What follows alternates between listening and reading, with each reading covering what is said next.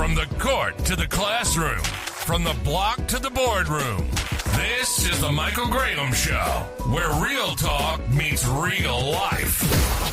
Join Michael Graham as he breaks down the big issues: youth development, community programs, housing, jobs, and the challenges that shape us all. Loud, funny, real. The voices of experience from athletes, educators, advocates, and everyday warriors are all right here. This is where community comes to talk. This is the Michael Graham Show.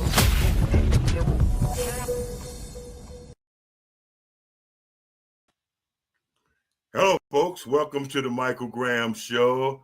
My name is Michael Graham. I'm here with my co-host tonight, Bobby Kinzer. He's the author of The Other Side of the Hoop, the European Experience. If you haven't read the book, trust me, get the book. Also, my guest tonight, I have one of the college greats. I met this guy years ago, and I was amazed. He looks like an aircraft carrier, and he still have that size. And he's a great person, good friend, and he played at Memphis State. He sort of helped put that program together. And his name is William Bedford. And I just want to get my guests on the stage here. Hello, guys. How y'all doing tonight? Great. Doing great. The great William Bedford. Yes, let me take that back. The great William Bedford. What's been going on, man? I'm glad to see you, man. I'm glad to see, and you know what? I'm glad to see any of us back in the day. Because wow. If you look at some of the Wikipedia and all that stuff, a lot of these places got the history wrong about a lot of us. You know what I'm saying? And I'm just glad to see you, man. I am, man. I'm glad to see anybody from back in my era. You know what I'm saying? It's a blessing, man. It's a blessing. It's a blessing. Yeah, I was pretty excited when I got the word about being on your show. I was like, Mike. I was like, yeah, for sure, no doubt. Yeah, but, man. Like you say, it's a really honor to be amongst some of the guys that we were back then for. Back then, man, it was like we played different kind of basketball. Yes. And then we didn't have all these Achilles tearing and, everybody getting sick and dying. And, I don't know what it all started off from, but I mean, it's a blessing just to see some of the guys from back in our day, from our college days. It's overwhelming because you see them and they see you, and the first thing you remember is back then. Yeah, because those were the good old days. Those days that you cherish and you remember, man. Yeah, you remember. Yeah, and I'm at just like you, going through a lot of stuff with this game, playing this game, and and meeting people and networking. Yeah, it's been a hell of an experience. Yeah, you're right about that. It's like a fraternity. It's like a club, man. Like that's why Mike had the bounce back legends. It's like a secret society. A lot of people don't know unless you were a ball player. Mm-hmm. And it's like you said, and the people, the camaraderie, and the connections. We're so amazing. I might not have seen a guy in like 20, 30 years, man, but I hook up with it. It was just like it was just yesterday I was talking to him. Right. Yeah, you're right about that. And then this is the other thing. All three of us are blessed to be here today. Yeah. Present. Yeah. Because if it wasn't for other circumstances and the Almighty, there's a good chance that we wasn't supposed to be here today, y'all. So let's don't take that for granted. Absolutely. You're right. And I always tell people, that I'm blessed. I hear everybody call God, Allah, whatever like this. I tell them, I know that there's a power greater than myself. Amen. I know that. Firsthand, right? Yes, because me, myself, like you say, we're blessed to be here because we done went through a lot of things. Mm-hmm. The first part of our lives, we went through stuff that was, kind of bad decisions, but then as we got older, our bodies took us to another level. Yeah. You see what I'm saying? See, myself, I passed away 3 times last year. Wow. Whoa. Nobody knows that. So I haven't said anything. 3? You know, it's really just 3 times. You know, I remember 2 times, but I don't remember the 3rd time. Right. But I had got my right knee replaced. Mm-hmm. And upon the time that I was in the hospital after the intensive care in the ICU, it caught an infection and got in my bloodstream. Wow. So I came home, and I was at home, and the next morning I didn't feel good, so I said, let me lay down and go to sleep. Mm-hmm. I laid down and went to sleep. I woke up the next morning. I said I hadn't been asleep all night, because then I told my wife, no, my leg ain't hurting. I just ain't been asleep. Right. So we came into the dining room, sat down. I put my leg up, put ice on my knee. Mm-hmm. She fixed me some breakfast. When the breakfast hit the table and I smelt it, that was it. What? I said, come here, baby. I don't feel good. Something is wrong. I don't feel good. And then I remember just going out. And the next thing I know, paramedics was waking me up on the floor in my dining room. Wow. You know, I go ahead. I'm sorry. Yeah. I remember going out on that one. Then I'm like, man, what am I doing down here? And I couldn't. So when they got me up and put me on the stretcher and we went out the front door, next thing I remember, we almost at the hospital, and I'm waking up in the back of the ambulance looking at the roof going, I thought I was just coming out the house. They was like, still got this thing on my chest. Wow. So the 3rd time, I'm laying in the bed at the hospital, and I could, you know how you barely crack your eyes, and you trying to play sleep, right? You barely crack. I could see my wife in the hallway with her hands up to her mouth, and I see all these people running in. I'm like, man, where all these folks going? And then I see this lady take this big old thing and say, I'm finna put this on your face. And I'm finna say, I'm finna smack that away. No, you ain't. And I didn't move. That was it. I was gone again. Damn. I seen the people coming in. Right. And I seen her finna put this thing on my face, but that's it. So you couldn't move. You couldn't do anything about it. And I couldn't do nothing. So when I came back to, I told my wife, I said, why my chest sore? I said, my chest sore all over. She said, they did chest compressions. I was like, what? She said, yeah, they did chest compressions to get you back.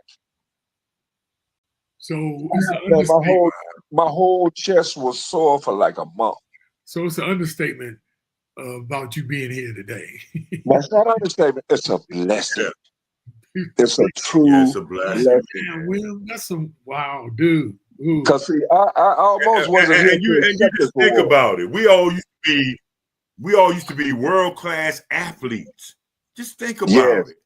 With the know top, what I'm saying? Just think about it. Yeah. That's why I say it's a blessing, man. That's really scary. Tell us about this Hall of Fame, man, because you know I've seen the list, man, and it's a hell of a list, man. I mean, they really got some people in this Hall of Fame, and this is a credible Hall of Fame list, man. Right. Let me first say that I do appreciate everybody that voted for me to get into this, and I appreciate the Lord directing me this way and being in my corner for this long. That's a heck of a list. That's an honor to be even inducted for the guys that's before us, let alone the list we have now. But the people that's before us to be mentioned in the same sentence as those people, it's just an eye-opening experience. And then first, I was shocked myself when I got the phone call. You know, the phone call, I'm thinking, they don't really know what I'm talking about. But then I got the letter in the mail.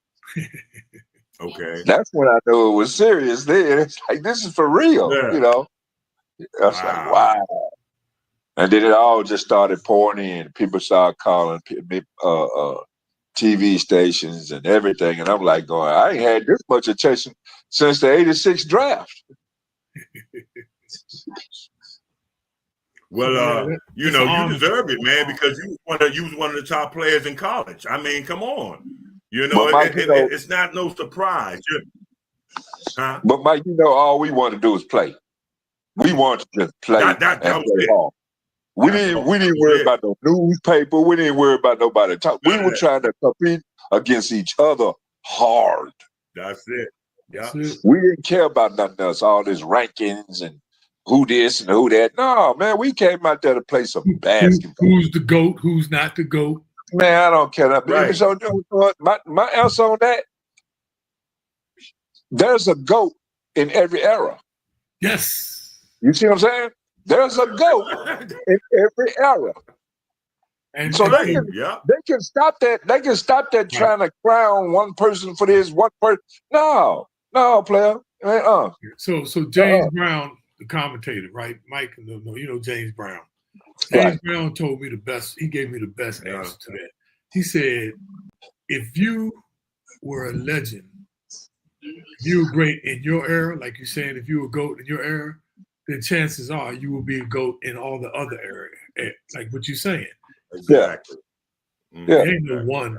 But that brings me right quick then.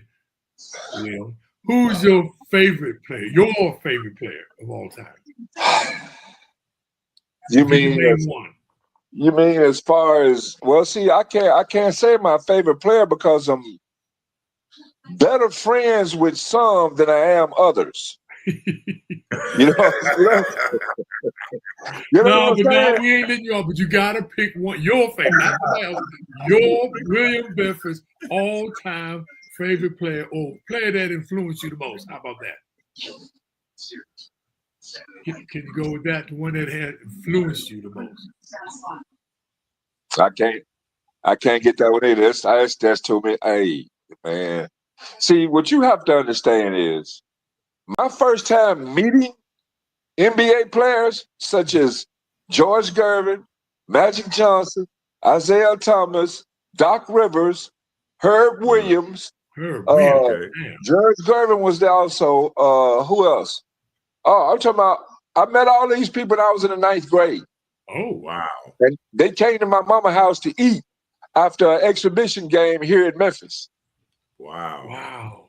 See, we was here in Memphis. They had an exhibition game here. I think it was still the Push XL. You know, Magic them was doing.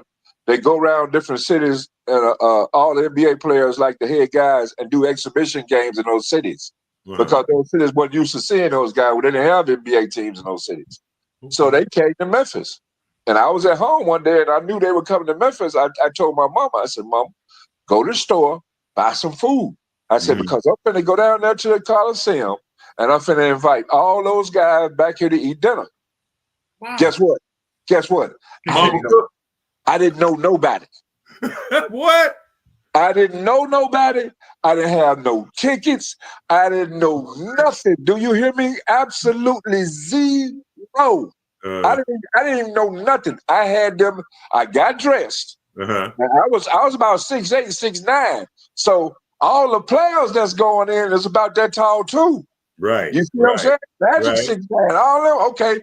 So I got dressed, nice clothes, and walked in with them. I came in the back of the Coliseum and walked. After they got off the bus, I walked right in the back with them.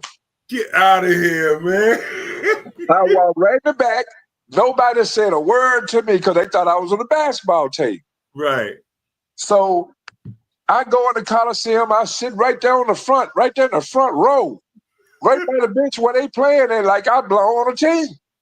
And they after the game, they went to the locker room. I went on back in the locker room with them. Oh, I'm dressed nice. I got a nice clothes on. I got on nice suit clothes. You know what I'm saying? I know just jacket, shirt. I'm nice, like a real business dude. So I go on the back and I catch Magic sitting there and I talk to him. I introduce myself to him. I told him, I say, look, my mama at home cooking a home cooked meal. And I know you guys been on the road playing these X games. Would y'all like the home cooked meal? Magic said, what? He said, hold up. He asked everybody. He said, hey, y'all want to go get some food at his house other than going and get McDonald's and all that? They were like, yeah. I said, okay. Wow. Man, I was super shocked. So upon getting ready to leave, I had my sister pick me up at the Coliseum in the back.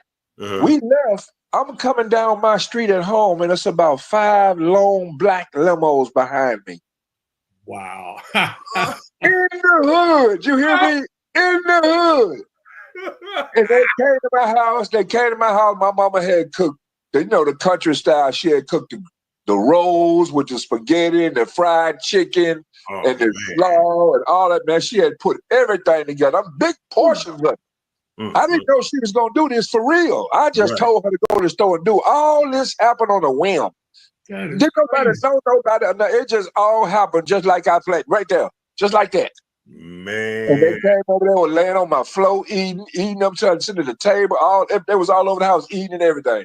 Had a great time. Wow story. I've been keeping in touch with those guys ever since then. Wow. That's the craziest story. Yeah. Hey, everybody that's on social media, whether you're on Facebook, YouTube, LinkedIn, you can express your comments. You can ask William questions, any of us questions. We'll see it and we'll respond. So go ahead, y'all. I'm sorry. I just had to get that out there. Oh yeah, you gotta do commercial breaks. Yeah. Hey, so Memphis. So take us a little bit back, man. How'd you even get into basketball? To be honest with you, I didn't like basketball very much. I mostly was into football, and I used to watch the Rams and the Pittsburgh Steelers with Franco Harris and all those guys. You know what I'm saying? I really didn't care nothing about basketball. What position I did was you play? forced. I pretty much was forced into basketball to play. Me too. Being 6'9" at the time, I didn't know anything about it really, so I had a few people that did know something about basketball. They used to come and get me and take me to the gym with them and show me different things, or just make me get out there and just run up and down until I learned stuff, So, and then the magic thing and all that happened after I started playing basketball in the 9th grade. So what position did you play in football? Well, I tried quarterback one time. I didn't like that. I tried punter. That's why I ended up. And then I was trying defensive end until this kid hit me so hard. I came around the end. I came around the right side. I had a mean lick on the quarterback. I was gonna light him up. I heard the noise of hitting the helmets and all that. I heard it and I felt it, but it wasn't me hitting the quarterback. This kid, this white boy, hit me so hard. I got up, took my stuff off with the helmet and everything, and walked to the gym and told him, man, I'm done. I'm not playing this game. This ain't for me. I'll watch it on TV, but I'm not. No, you're not finna run full speed and run into me head first. No, man. No. So then you went on to high school. What high school you go to? This was junior high. I was in junior high at the time. Wow. Yeah. I'm telling you, I don't know. I was in junior high. First time I wanted to play football. And I'm like, I'm thinking I'm tough. No, I'm not. Yeah, that reminds me, I played one high school game of football. And after my basketball coach got on me and said he didn't bring me there for that. But I tried one game. For one, they couldn't find a helmet for me. And they found the helmet for me, and I played punter and wide receiver. I played one game. They put me at wide receiver to catch an alley-oop touchdown. Man, this little guy from high school, from Eastern High School, hit me so hard, I quit. It wasn't for me. Right. See, at least y'all had mug hit you. I'm 6'6", right? But back then, thin to the mug. I go up there to play, like say junior high, 9th grade. These mothers put me at offensive guard. I'm thinking I'm going to be playing wide receiver, some quarterback, some glamorous. Man, look, I threw a couple of rolls on mugs. After that, I got my ass up and went home. I ain't playing no goddamn offensive guard on the. At least y'all got hit. I'm playing goddamn guard at 150 and shit, 6'5". Hey, Mike, that reminds me. My junior high coach cut me from basketball in front of the whole student body. Ooh. Told me I went out for basketball in my junior high school. We got, right about there. You remember the jamborees we used to have? Yeah. Oh, yeah. But we had a basketball tryout, and all the students was coming to see who they gonna be on the team. Uh-huh. I'm in there playing, hooping with the rest of them, which I thought I was. Right. I'm already about one of the biggest guys on the floor, tallest by sure. Right. And I get to run up down, and Coach Perry said, "Okay, all right, gang, y'all come over to the side." And, we sitting down on the bench, and he with the microphone, so he finna introduce everybody to run out because the people cheering and throwing up these green and things. Everybody loving this. Right. I'm thinking I'm finna be on the basketball team. Coach Perry called my name. I stood up. He told me, "No, you getting cut." He said, "You would never play basketball." He said, "You ain't gonna never play no basketball at all. You garbage." And told me, "Get out the gym." In front of everyone. Do you know how many So I coaches? thought, okay, all right. And the next year, I ended up at Messick High School. I ended up at Messick, and we won the Martin Luther King tournament. We won the Martin Luther King tournament against all the top-notch high schools. See, that's what he get. That's what he get. We beat Northside. We beat Northside. We beat Hamilton, and we beat East. But the interesting thing, man, when you listen to a lot of guys who didn't even go back and play, from what happened, a lot of coaches, man, and I love coaches, don't get me wrong. I truly believe there are way more bad coaches than there are good coaches. Now. Yeah, they are. They always have been. No, I think it always has been, Will. I think it always has been. Well, see, from here, Memphis is a basketball town. You'll go to a high school game here, and it look like you at the Grizzlies game. Wow. We've had fire marshals come and shut down our high school games. That's how much of a basketball city this is. Wow. And that's why I said I wanted to get on Stephen A. for giving us that bad name. Come out, players are scared to come here. No, man. I guarantee you, Stephen A. Show me one player, high school, college, or NBA that has a problem with anybody here doing any crime to them. Wow. It is not one. No Grizzly player can tell you they had an encounter with nobody. You see what I'm saying? So why would he give us that name from what somebody else said we don't want to go to Memphis because we're scared to play there? Who said that? Well, that whole Ja Morant thing with the gun thing and all of that got blown so far out of proportion. That is ridiculous. They took that man's money for nothing. Yep. That is terrible. The man was in his own driveway. He wasn't out nowhere holding a gun up nowhere. And then so what? The law is you got the right to bear arms. Right. Maybe he might have been in violation in the establishment he was in, but that ain't got nothing for y'all to take $59 million from the man. Come on. Yeah. They took a big chunk, didn't they? Not once, twice. Twice. Yeah. You're right. You're right. I mean, come on. Who is he harming inside a Jeep in his yard by the garages on a rap song inside? Who is he harming? Right. So tell me this, Wim. Tell me this, man. So you go to that high school, and then how was the recruiting from college? Well, pretty much you really didn't have to recruit us from see, that team that went to college in Memphis State was all from Memphis. And they didn't have to recruit any of us really, because you're looking at a bunch of homeboys that was really homeboys. Who's the coach then in Memphis? And all Americans. Yeah, Coach all Americans, all of them got honors. Yep. Oh, Finch. Oh, that's right. Yes. Yep. Yes. I forgot Larry. And I had Coach Dana Kirk. Okay. Right. Yeah. Now, all of us was from Memphis because we didn't want to go nowhere. Wow. We at home. We all rivals from high school. Everybody on that team was rivals in high school. Okay. Askew was from Fraser. Andre from Mitchell. Baskerville from Westwood. I'm from Melrose. The white boy is from Kirby. Wow. You know what I'm saying? So we had people everywhere around town.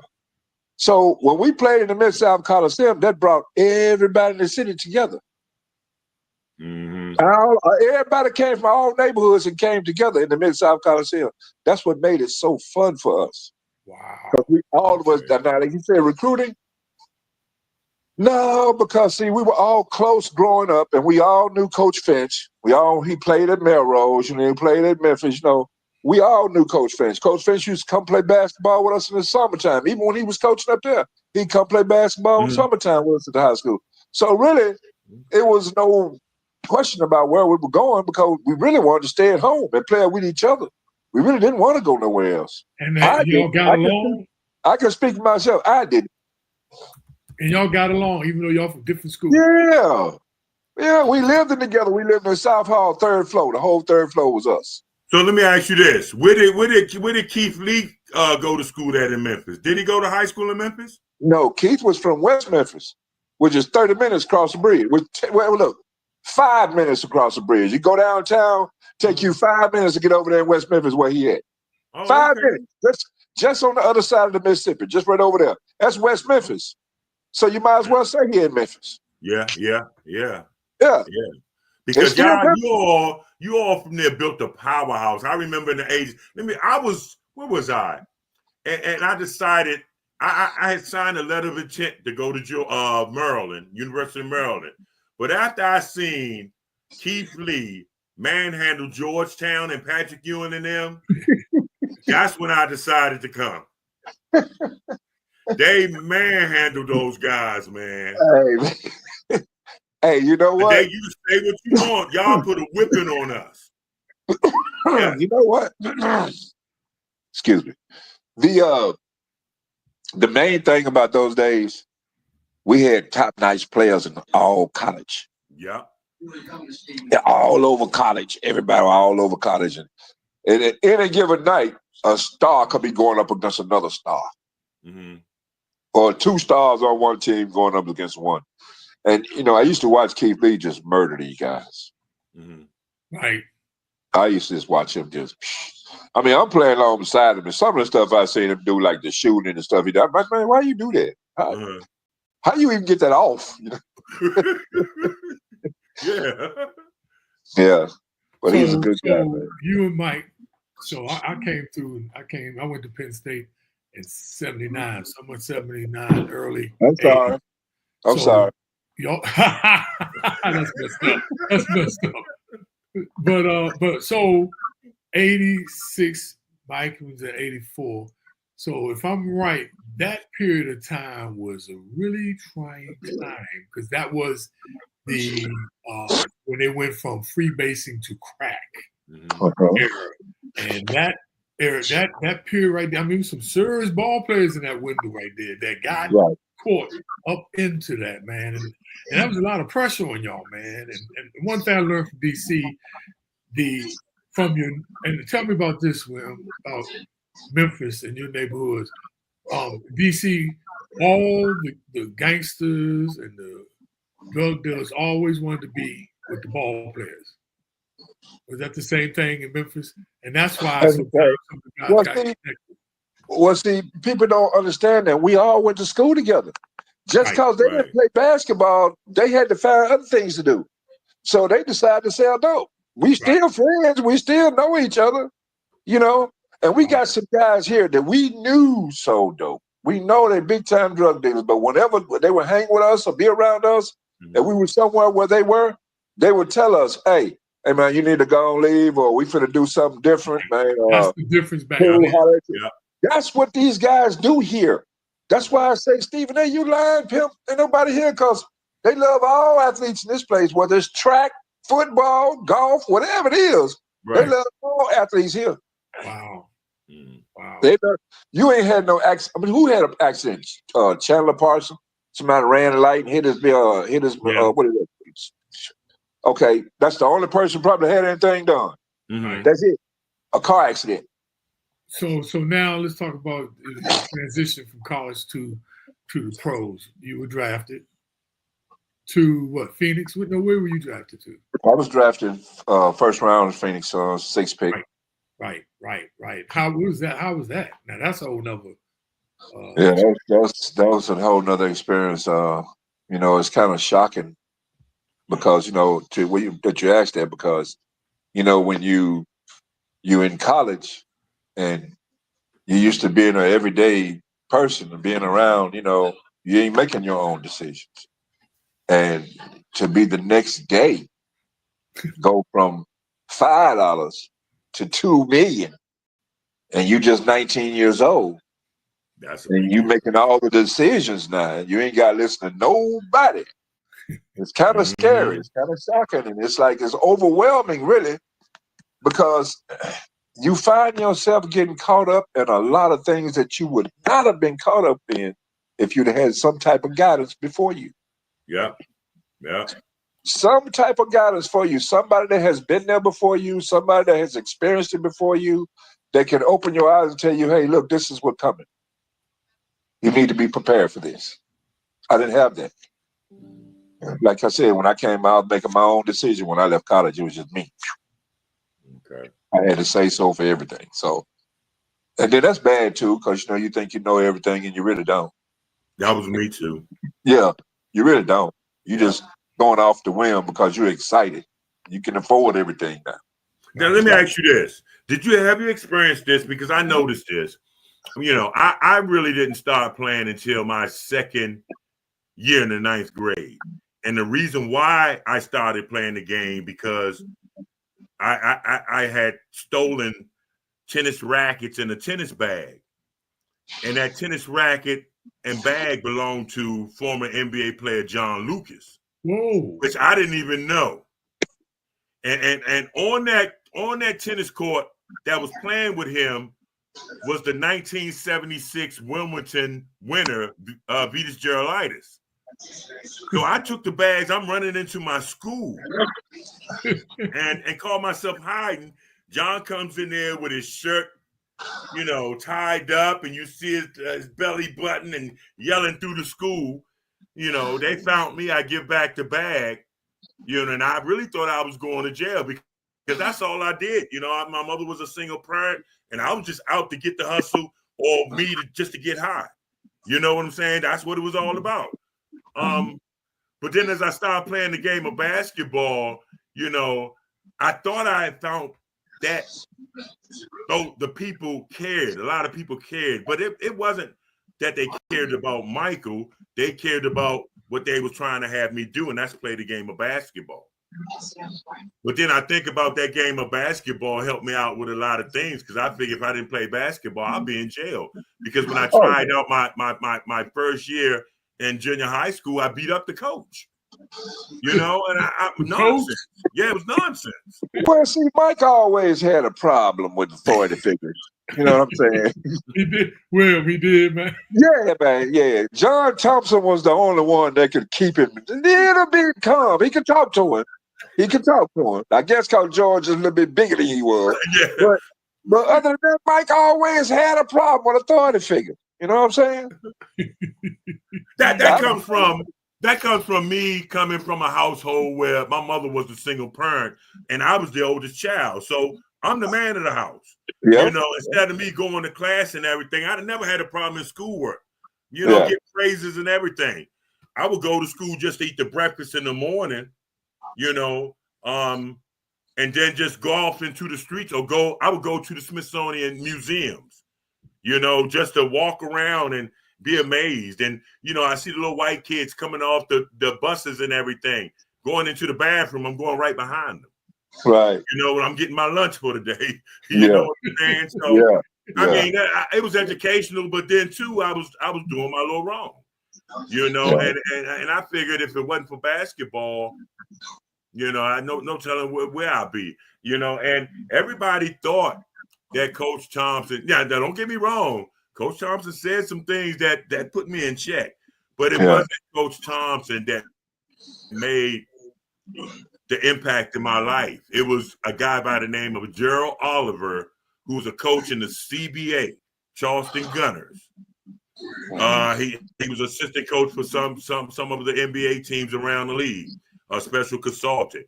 That guy, that white guy, that guy took a liking into me, man, that was so sincere. And he's still like that today with anybody he touches. You know, it was him and Archie Talley.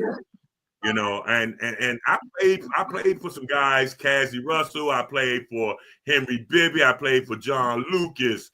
You know, I played for Phil Jackson. But that guy, Gerald Oliver, that guy was it for me. You know, that guy changed my life, man. How was it playing for John Lucas? Yeah. He probably didn't hear it because he broke up. It was crazy. Because you know, I went down there. You know, he had a program, a drug program, and I went down there because I went overseas, and I smoked so much weed I bust the bottle. That's what they said. So was that? So I had to come back over there to get reinstated. Was that in Florida? Well, actually, it was in Houston, but we wound up going to Florida. Our team was in Florida and was in the USBL. And our team during that time, we had in the house alone, we had I shouldn't be saying these names, but I am anyway. Ken Bannister, Roy Tarpley, Richard Dumas, Dexter Manley, Peter Gerolitis. We had Dwayne Washington. We had an NBA squad, you know, and we won it. We won it that year, you know. And it was a good experience because John taught me a lot, man. You know, for one, he taught me trust. And I'm thinking about years ago, here I am years ago, still in this guy's tennis bag and his tennis rackets. And now I'm in his drug rehab on his basketball team. Right. I'm going to a Houston Rocket game. And, you know, back in the day, we used to carry these things called men purses. Y'all remember that? Oh, yeah, I had one. Yeah, the handbags.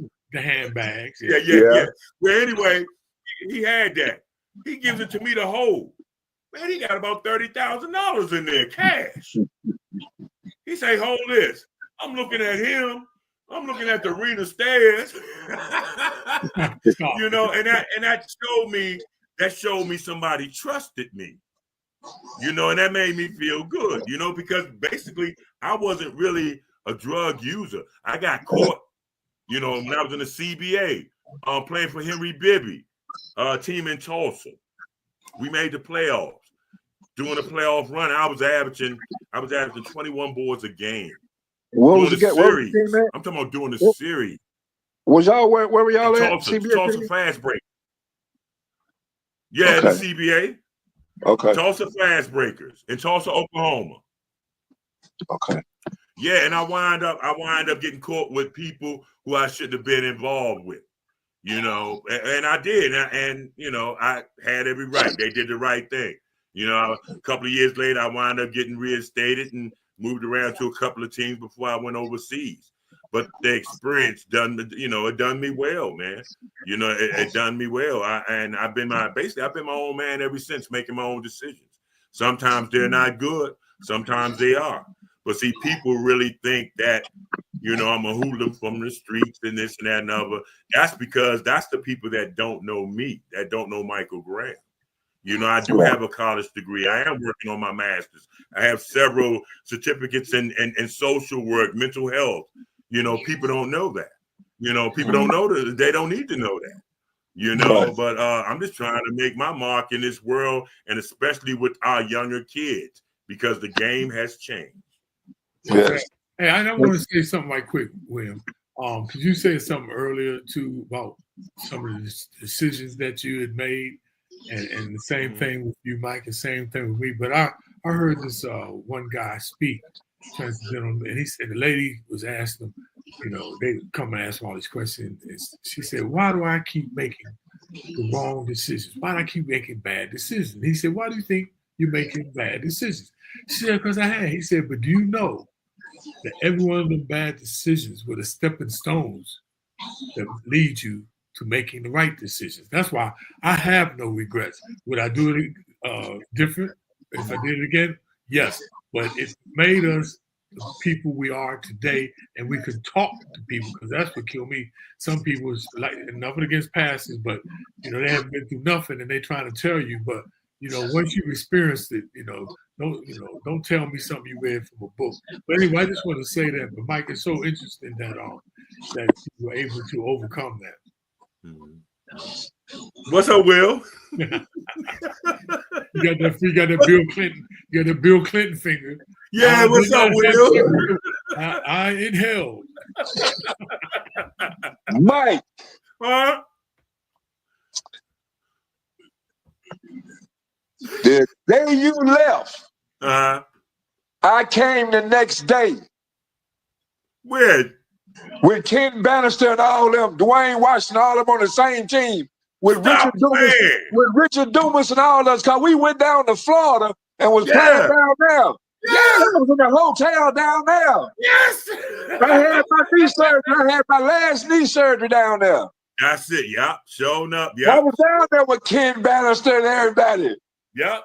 Richard Dumas, Dwayne Washington, Lord Daniels. Yep, Lloyd Daniels. Craig Lee. Lee. I told you the day you left, the next day I came. Wow. You didn't know that, Mike? You didn't know that William came behind you? No, I didn't. Wow. I did. That's I got reinstated. When he started naming out the players, that's why I went, oh my God. Yeah. Wow. Yeah. Life Boy, it's a small world. Until you try to walk home. You're right. So right quick, so William, so now take us to European, because a lot of people know about the NBA, but a lot of people don't know, and that's why I wrote my book, The Other Side of the Hoop, The European Experience, because a lot of people don't know about that. And that's serious, especially for a young black man. One thing being in a country whose culture you know. Tell us a little bit about that, man. That is well, my first time going to Greece, I stayed downtown at the Hilton downtown. Athens, Greece was the capital. Mm-hmm. And it's kind of really strange to go over there and you see people that look like everyday people, but they're beautiful. They're beautiful. Yeah. I mean, it's like you see combination of people that you ain't never seen before. Right. You know what I mean? Right. And they're so nice and just everybody has their hand out. I walk up and down the streets and you're going to different shops and stuff, and I can look on the sidewalk and all the scooters and the Harleys and the BMWs sitting up there with the windows down. Everybody got keys in their cars and on their bikes. And they in the high rise at work. So soon when they come out of the building, they jump on their stuff and they gone. The keys are still in it. On the sidewalk. Right. I was shocked. I'm like, so I asked the guy next door, I said, hey man, don't people steal? He said, no, don't nobody steal around here. They don't have to. They got money. Yeah, wow. I was like, wow, okay. But the culture is a lot different than over here, man. That's why I tell people, I say, if you don't do anything in your life, save some money, get you a passport, and go overseas. Yeah. Go see how other countries live. Go experience the food. You got to understand, the American food is outlawed in 37 countries. Right. What? Right. None of the United States food is allowed in 37 countries. Get out of it, man. I didn't know that. Yes. And did you know the only country that don't take no imports for nothing is Africa? They don't have no imports coming there giving them nothing. Because they don't have to, right? No. It's self-sufficient. No ships come to their dock and drop off nothing. Wow. Yeah, but they be taking, don't they? They be trying to take from Africa. They take it from Africa is what they do. Mm-hmm. Wow. Those people over there designing cars and all that to run off water. Right. But they keep it in hush and they keeping it over there. They ain't bringing it over here. Because if they run out of water, you'll put a whole lot of gas people out of business. Mm-hmm. Yes, indeed. A whole industry out of business. Yeah. Oh, we got 75% water, so we ain't gonna never run out of water. Hey, 3/4 of the world is water, right? Yeah. So we'll never run out of that water. Yeah. But it's a different experience though, and a whole different appreciation too, right? It's just you have to experience it. That's why I tell people to save and go over there. If you only go one time, go. It's an experience. I'm getting ready to go to Greece in 2 weeks. I'm going to Mykonos or something like that. Mykonos, yeah, been there. Yeah, I'm getting ready to go there in Turkey. on the cruise. Okay. Yeah. Okay. Turkey is nice. You'll like it. You'll like everything about it. Right. Wow. So you've seen a lot, man. You've seen a lot, my brother. You tell you, be careful, because when I was over there, like my second year playing, and season was over, we didn't go to the playoffs, but it was time for me to leave the hotel. I missed my plane 2 weeks in a row because I didn't want to leave. I ain't mad at you. I had the American Embassy call me and tell me I have to leave on the next flight because we not affording to pay your hotel room anymore.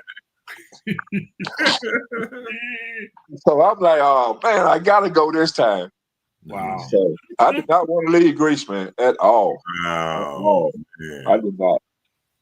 I swear I did not. I care about kids and all that over here, but eventually I had them over there. Right. Yeah, it's a whole nother different experience, bro. Man, tell us about the foundation, Will. I mean, you got this foundation now and everything. Same as mine, you do the same thing I'm trying to do, help out these young kids, Right. Help out the senior citizens, which I'll become one now. Also, try to just get involved in the community, because that's important, because I remember myself coming up, there was always somebody from the community involved with me. I never had a Christmas. We never owned a landline phone. My mother never owned a pair of real shoes. So, and all these things, people would help with some of those things to make sure that we would have, me and my brothers would have meals to eat, clothes to go to school, celebrate a Christmas or maybe a birthday of that nature. What's going on in Memphis now with you with dealing with these type of situations that I know some of these kids have today? Well, like this, we do have violence here in the city, but that's not everywhere.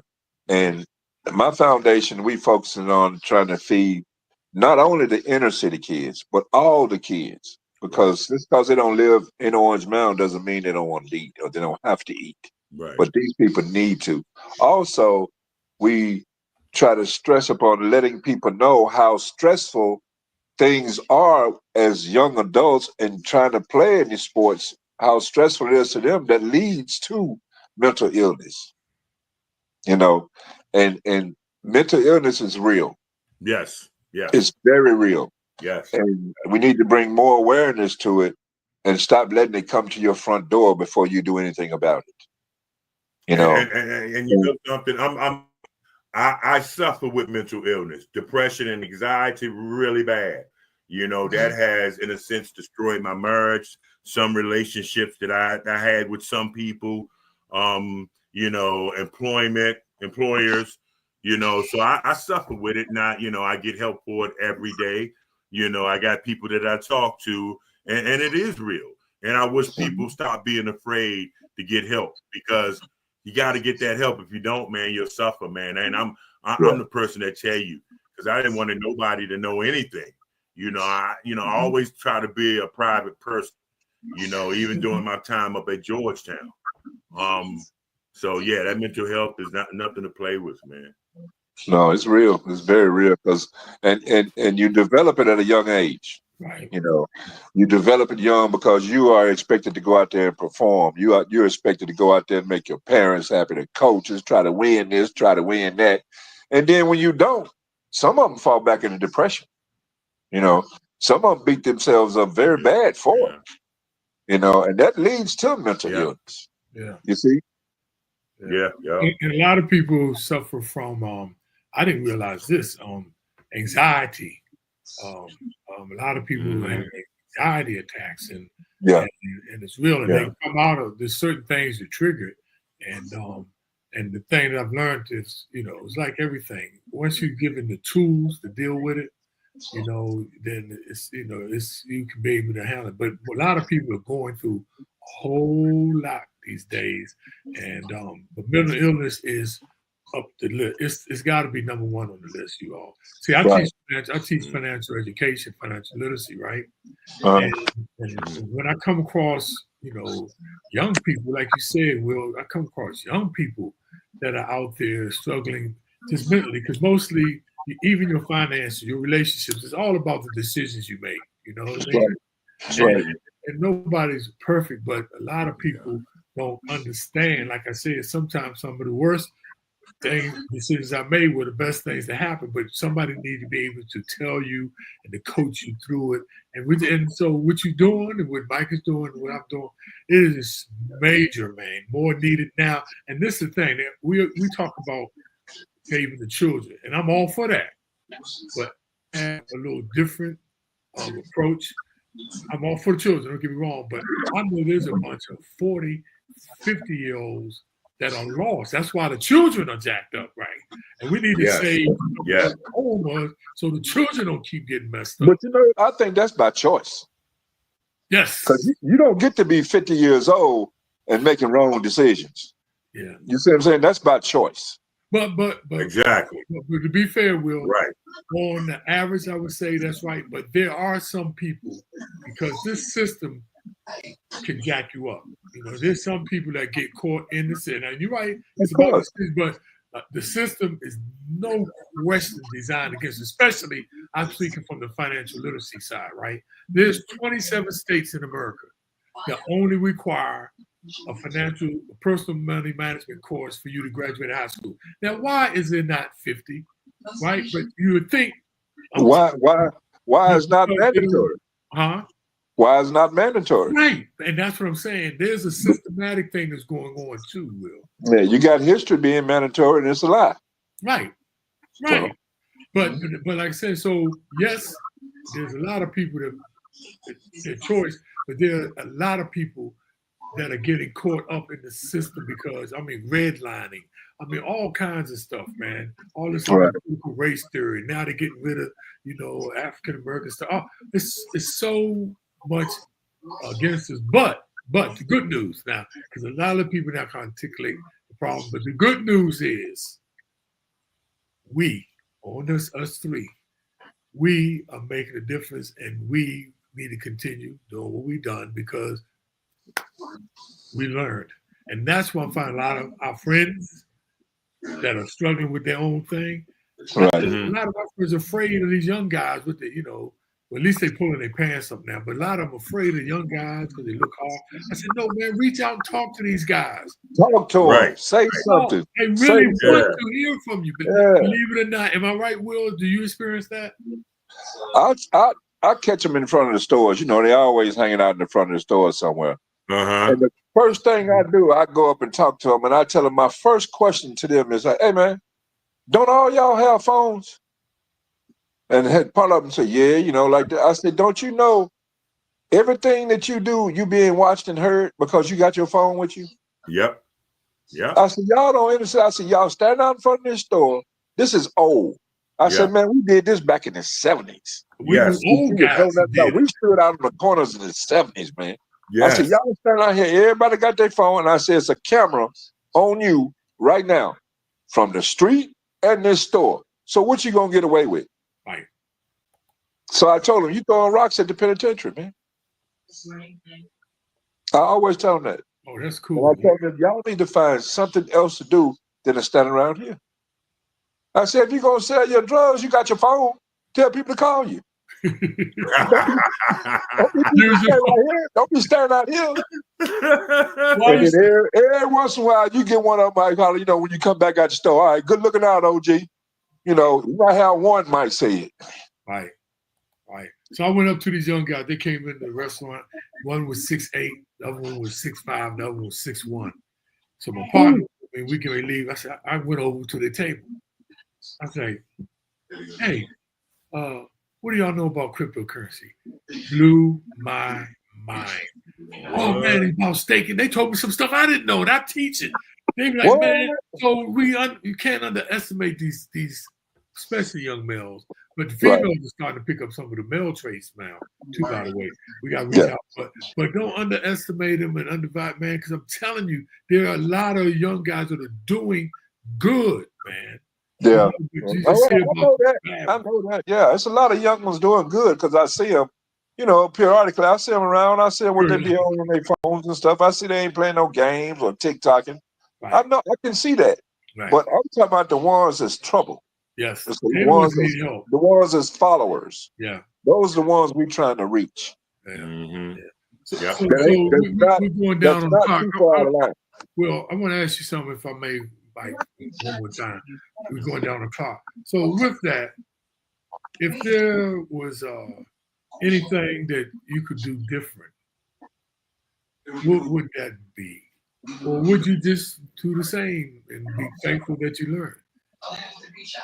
If you had to do it over again. That could be half and half. Okay. That's what I say too. Me too. That could be half and half for real. Mm-hmm. Because some things, as I grew up, I knew I wouldn't like to change it all because I learned a lot. I was taught a lot, and like I said, I was fortunate enough to have both parents at home. Wow. But still, yeah, and it's different than having a single parent, And then as I got older, it was more difficult to make those decisions for myself, but I did them. Right. And I could face them and say, I made the wrong ones or I made the right ones and live with it. And a lot of times, like I was like, Mike, I only had a mother in my house. And even if you had a father, I grew up with friends that wish they didn't have the father in the house because their father was a drunken and, a womanizer. So sometimes even if a single parent, you were better off. I'm not saying that, but to have both of them, you're fortunate, man. But no, it's real, man. It's a lot. A lot of young kids are really going through a lot these days. But no, I just want to know what that would be. But you say what I would change? Mm-hmm. Yeah. Half and half. Half and half. Half and half. I like that.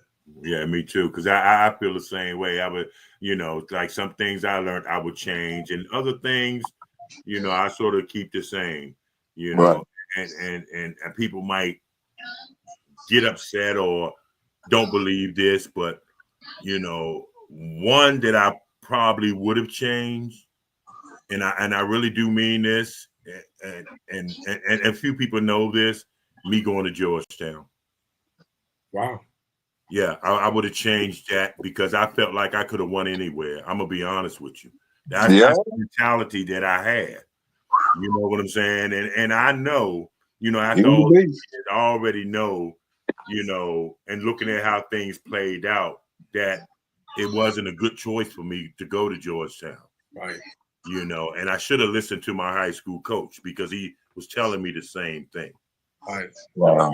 So if there's one thing, but for me, there's one thing that I would do different, and I agree with y'all, half and half, no question. Yeah. But the one thing that I would change, and I was pretty good at this, but I could have been better.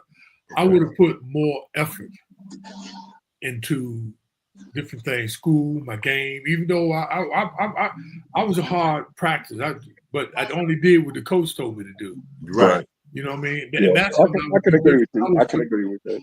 Yeah, okay, I would put way more effort into my trade. I mean, I'm talking about playing ball. And because that's what happened to me my last years overseas.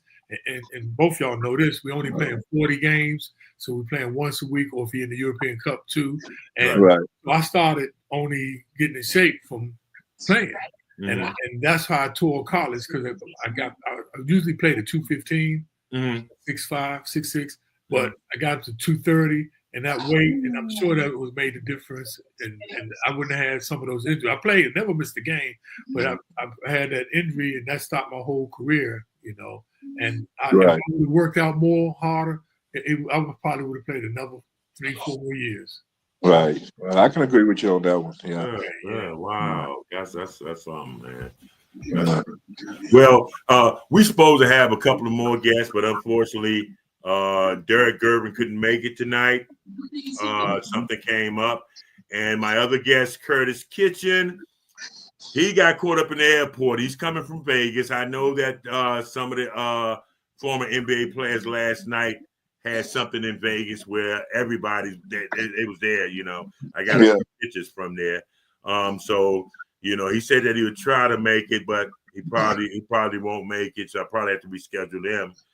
But yeah, man. I sort of like it like this. Yeah. And oh yeah, we can't forget about the book. Can't forget about the book. Put it up there, Bobby. I got mine too, Bobby. Yeah. I got mine. It's my book. It's on Amazon and Barnes and Noble, The Other Side of the Hoop, the European basketball experience. I talked about my 5 years playing in Europe. Okay. Hey, let me ask you this though, Will. Come on, man. It got to be a book, man. Come on, man. Don't do this to us, man.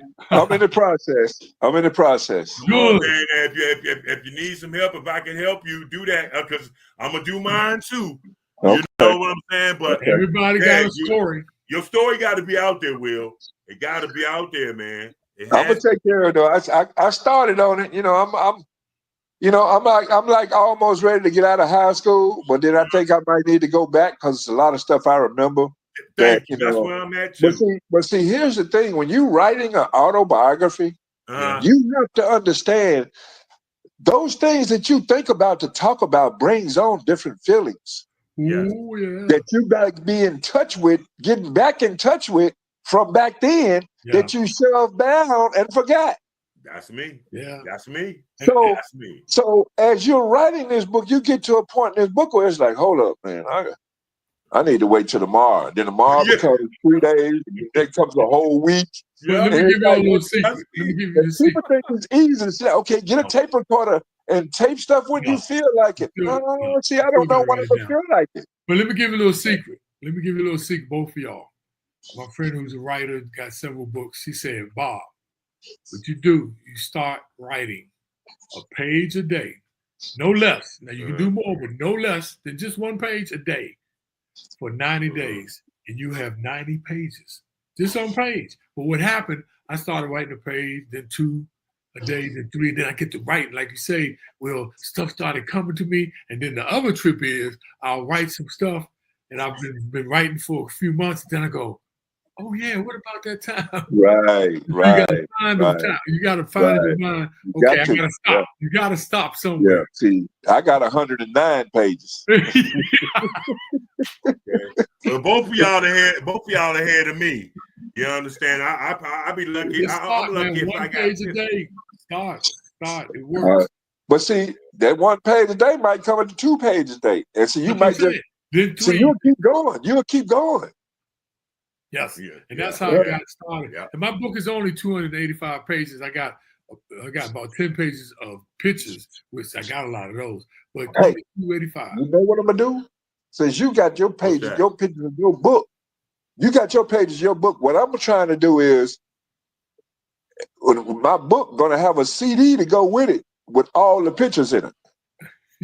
You old school. Yeah, that's a good idea. I got all the pictures of the book to be on the CD. Well, you're so old, Mom. You don't need to do a CD. All you need to do is put the mugs on USB drive. That's even quicker. Well, I ain't gonna be buying a USB drive again to everybody.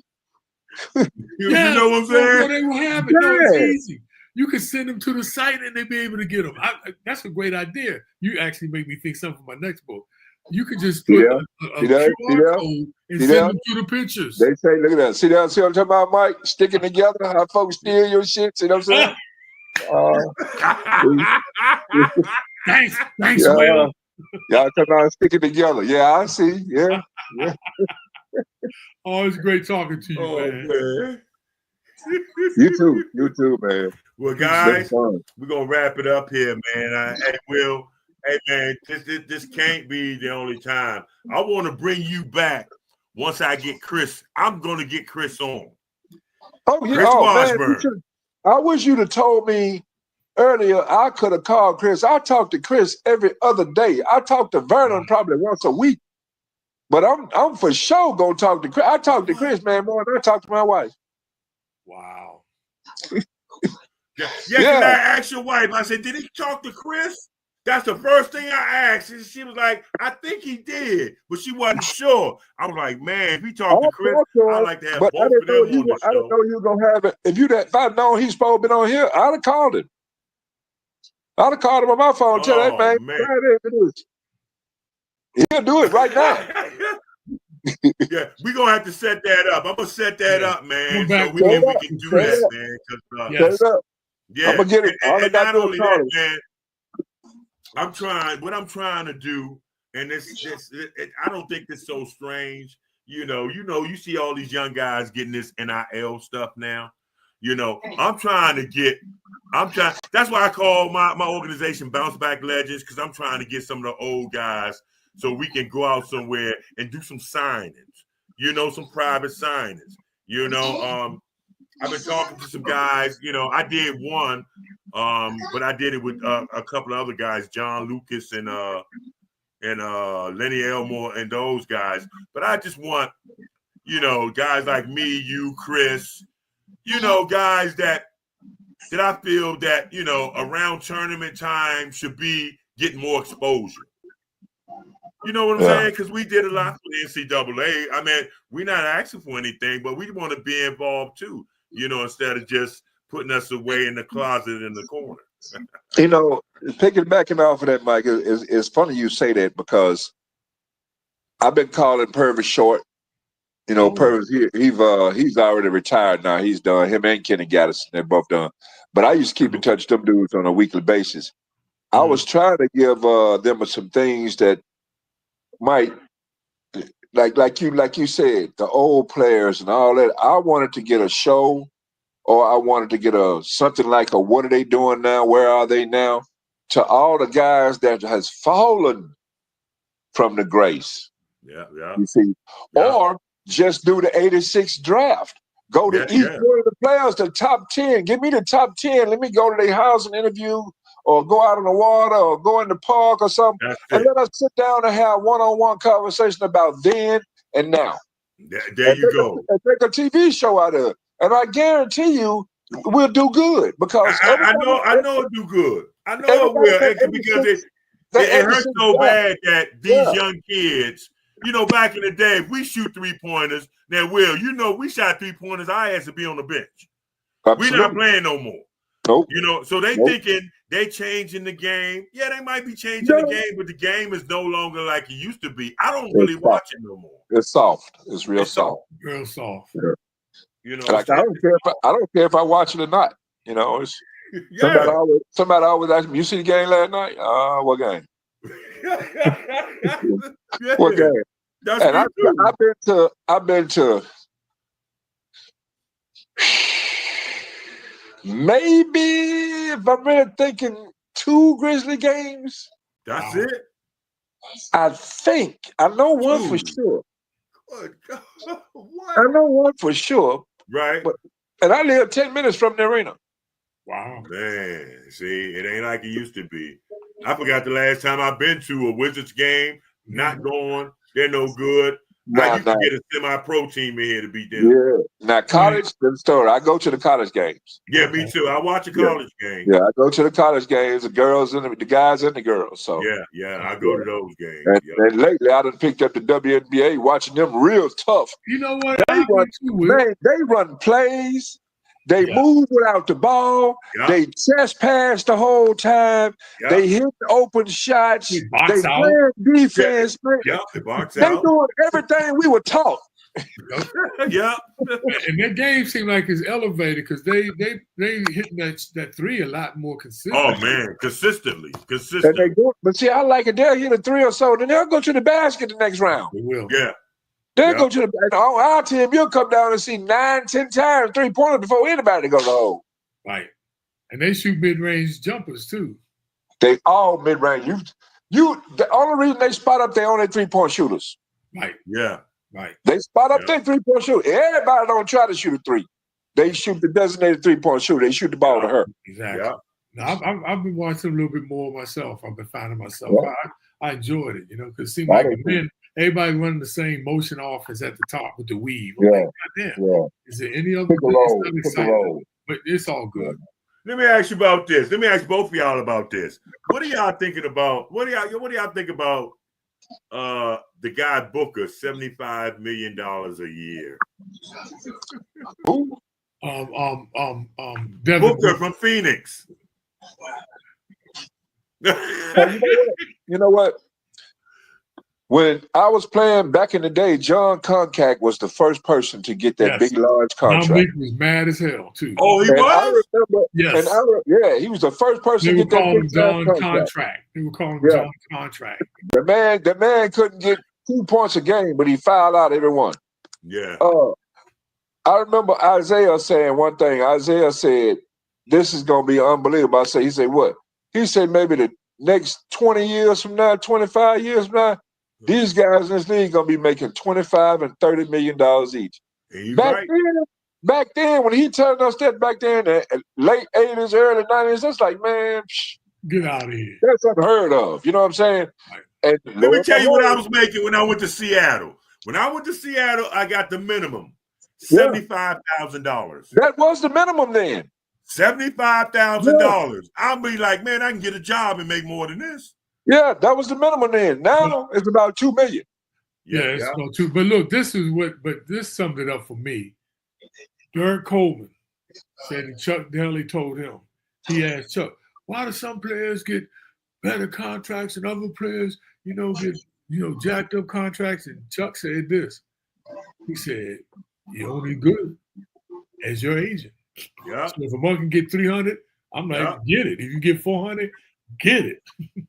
Whether you're worth it or not, but it's who has the better agents, who can get the money. Right. That makes sense. But That makes sense. That makes sense. That's off the chain now. But like because my wife, she's against the players making all this money. I said, honey, if they can pay these players that much money, that tells you how much more they making. A lot. So if you can get it. You just better hope. Now, Just hope you this is the thing. Out of all these players making all these double figures, big name double figures in money, is it a some rule or something where they can't get together and put together some money to get a WNBA team in these cities that they still play? All the places where there's an NBA team should be a WNBA team. Okay. Right. Yeah. Number one, it only takes $15 million for the whole organization. Right. Wow. Right. From the beginning of the gate to the last dumpster in the back, $15 million. Yeah. Wow. That's where the whole these dudes make that in 2 hours. But just don't stop there with WNBA. How about any other business coming together? Yeah, basically. Right? But I get tired of guys going to get car dealerships, car washes. End up because they don't go buy this apartment building, go do this. If you put that money back in the neighborhood you came from, we'd be in a better place. Yeah, we'd be in a better place. So right quick, hold on, just stop there though. Why is it not like that? Because we don't want to see, because we got the bad omen on our back, that jacket on our back, but we don't want to see the next man get better. Yep, that's what it is. If I'm your next door neighbor. I don't believe it. Listen to me. Will. Listen to me. For that. Okay, I tell you what. Look at your neighbors. Mm-hmm. Their yard cut their ass up too, ain't it? Say it again. Their yard manicured, ain't it? Oh, big time. Okay. So who keeping up with who? You know what I'm saying? Now, let your yard go. Let your yard go. Don't do nothing to it. Yeah. Watch and see what your neighbors do. You see what I'm saying? Yeah. Call the city on you in a minute. Hey, Will. I tell people in a minute, man. That's a touche. That's a good one, Will. I ain't never heard it explained. I'm just saying. I ain't never heard it explained like that. Nobody wants to see you get ahead. If they can't get with you, right, they gonna sabotage you going further. Yeah, you're right. Yeah. Don't ever do business with family. Don't ever do business with best friends. No. Wow. You'll be a very successful person doing business with a perfect stranger. Yeah, Right. and teaching financial education, one of the major goals is don't you ever co-sign. No, never co-sign. Ever. Never. That's terrible. I don't even know how they came up with that.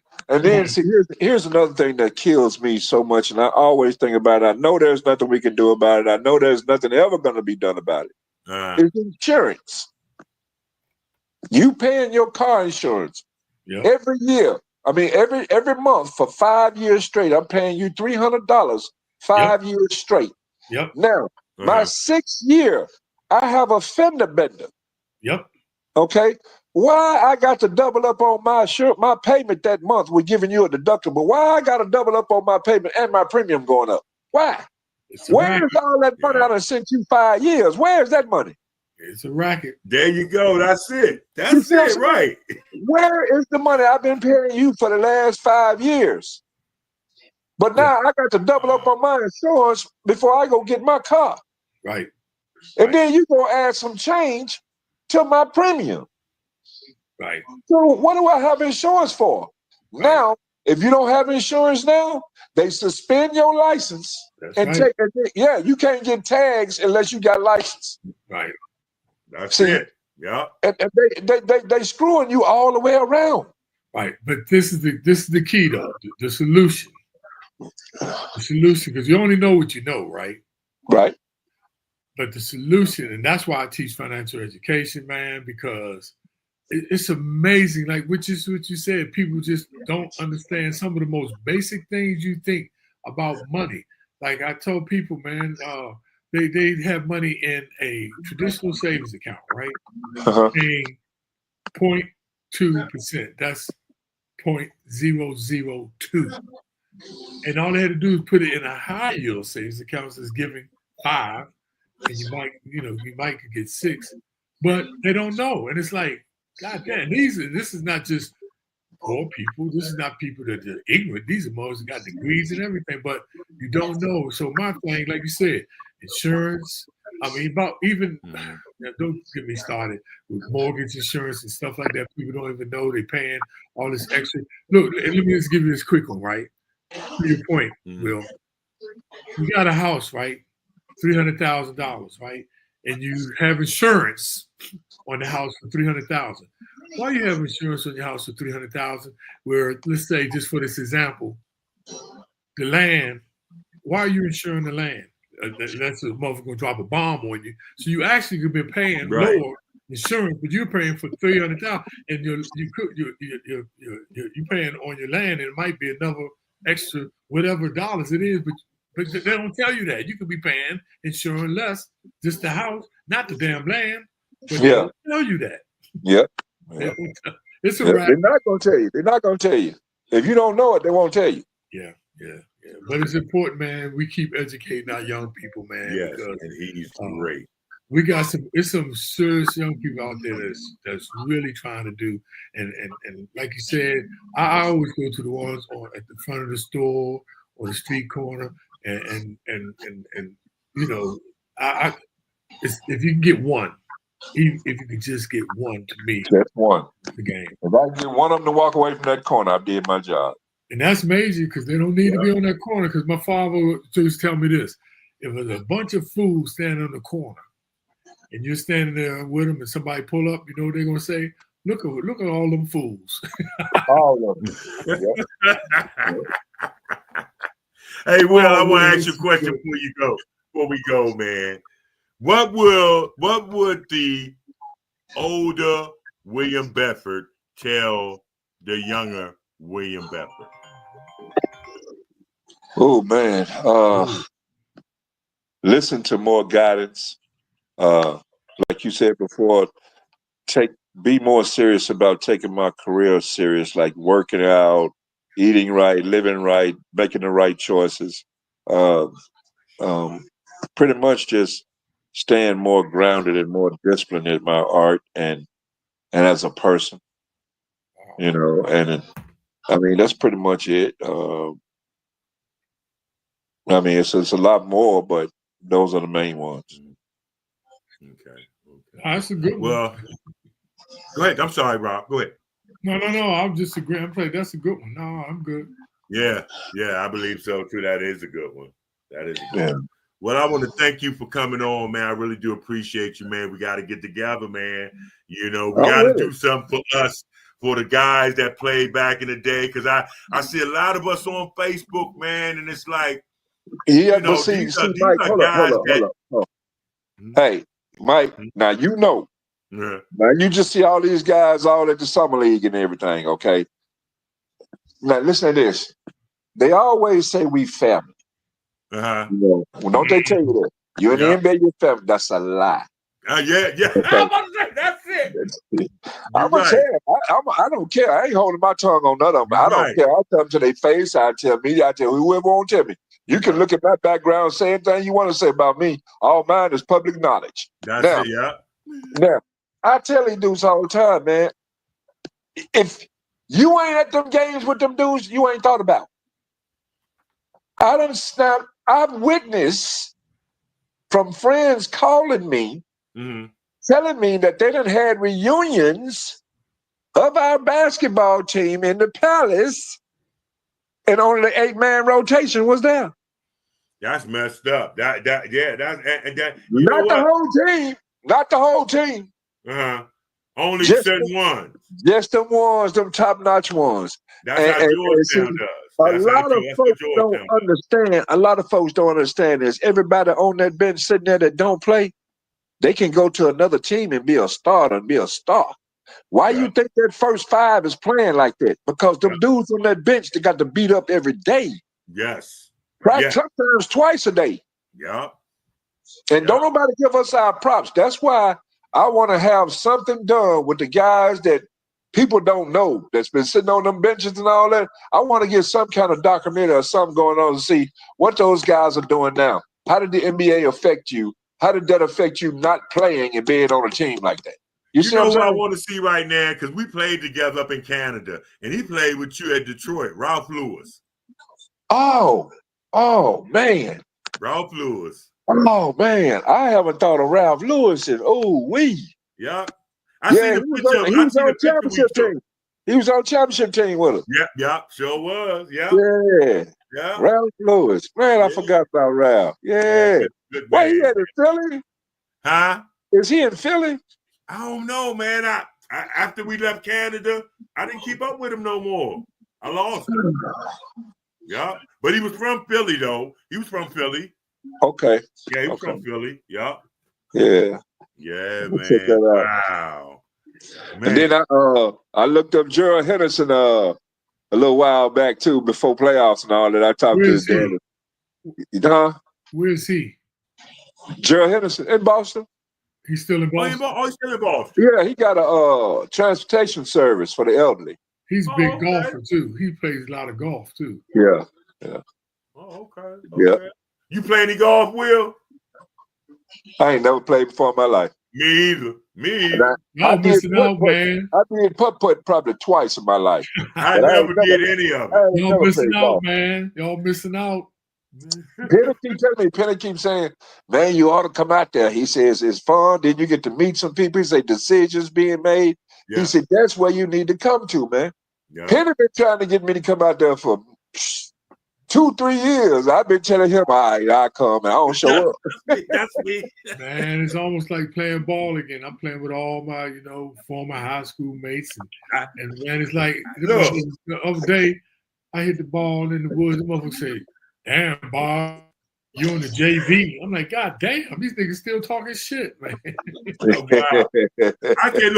I don't like walking, and now I cannot jump off a sidewalk. So I'm not gonna play no golf. I don't walk. I ride in the car. It ain't no way I'm walking.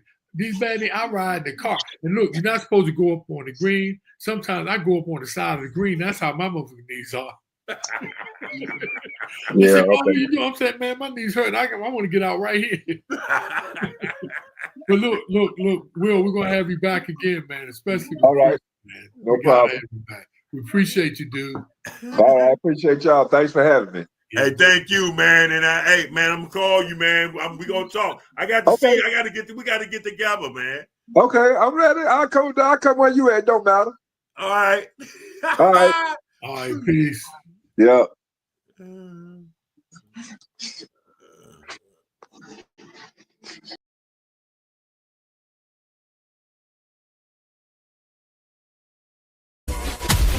That's a wrap on this episode of The Michael Graham Show. Big thanks to our guests, and bigger thanks to you for listening.